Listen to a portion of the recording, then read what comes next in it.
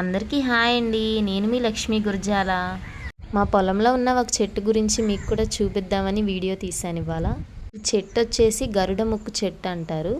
ఇవి కానీ మీరు ఎక్కడైనా చూసినట్టయితే అస్సలు మిస్ కాకండి. ఈ గరుడ ముక్కు కాయలు అనేవి చాలా చాలా ఇంపార్టెంట్ అండి.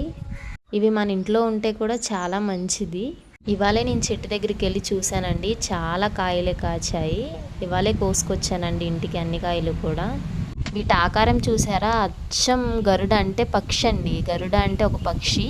సేమ్ వాటి ముక్కు ఎలా ఉంటుందో అలాగే చాలా సూదిగా ఉంటాయి ఈ కాయకి. ఈ కాయలు విష్ణుమూర్తికి చాలా ఇష్టం అండి. ఎందుకంటే ఆయన గరుడ వాహనం మీద వెళ్తూ ఉంటారు కదా, అందుకే విష్ణుమూర్తికి ఈ గరుడ ముక్కు కాయలంటే చాలా ఇష్టం అండి. మా చేలో చాలానే ఉన్నాయి, అందుకే కోసుకొచ్చి చూపించాను. చూడండి ఆ ముళ్ళు ఎంత సూదిగా ఉన్నాయో, గుచ్చుకుంటే ఊరికే దిగిపోతాయండి మన వేళ్ళకి కానీ.